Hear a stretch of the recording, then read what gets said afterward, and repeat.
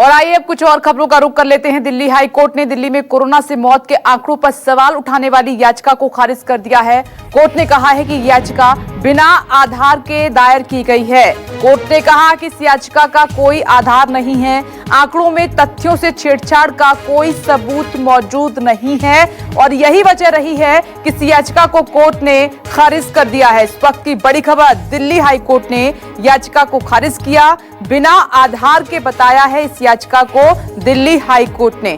ज्यादा जानकारी के लिए सीधे रुख कर लेते हैं, मेरे सहयोगी वरुण सिन्हा जुड़ गए हैं। वरुण, बताएं कोर्ट ने क्या कहा।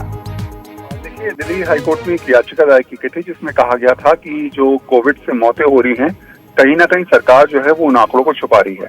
ऐसे में हाई कोर्ट ने उस याचिका को खारिज कर दिया।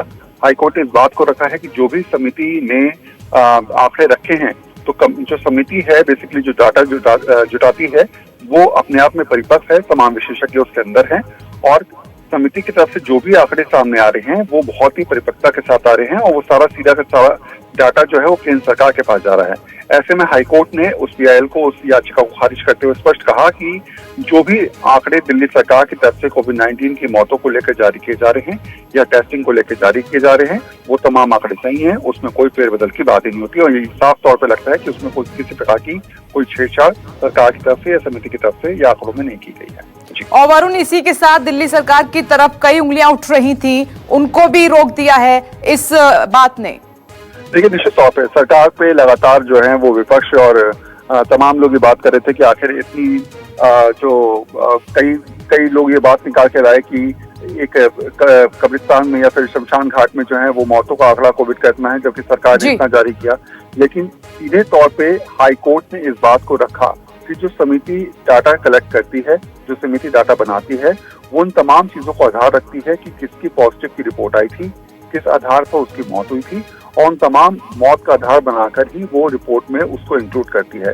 तो ऐसे में जो भी डाटा दिल्ली सरकार लगातार जारी कर रही है वो सारा डाटा क्लियर है, सही है, स्पष्ट है, उसमें किसी प्रकार की कोई छेड़छाड़ जो है वो कहीं से नहीं की गई है। जी, तो याचिका को बेसलेस बताया है हाई कोर्ट ने। आइए राघव चड्ढा को सुन लेते हैं, उनका क्या कहना है।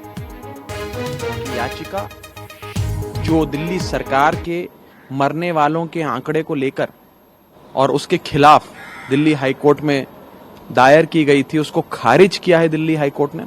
और दिल्ली हाई कोर्ट ने बड़े स्पष्ट शब्दों में कहा है कि ये जो आरोप है कि डेथ ऑडिट कमेटी दिल्ली सरकार की मरने वालों के आंकड़े छुपा रही है या गलत आंकड़े दे रही है, ये सारे के सारे आरोप निराधार हैं और साफ तौर पे डेथ ऑडिट कमेटी को सक्षम घोषित किया है और ये कहा है कि किसी प्रकार की डिस्क्रिमिनेशन, आर्बिटरीनेस या मरने वालों के आंकड़ों से छेड़छाड़ दिल्ली सरकार ने नहीं करी है।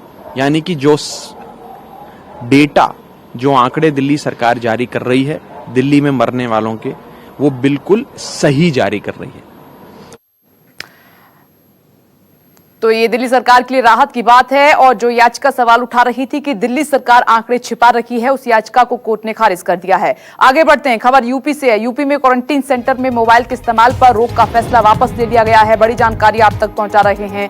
विवाद के बाद सरकार ने इस फैसले को वापस लिया है। आपको ध्यान होगा कि इस मामले को लेकर बहुत सारा विवाद हुआ था। चिकित्सा शिक्षा मंत्री सुरेश खन्ना ने बताया है कि मरीजों और क्वारंटीन सेंटर में रहने वालों को एहतियात के साथ मोबाइल रखने की अनुमति रहेगी। पहले ये अनुमति नहीं थी, लेकिन अब जबकि विवाद हुआ इस खबर पर, तो ये फैसला सरकार को वापस लेना पड़ा।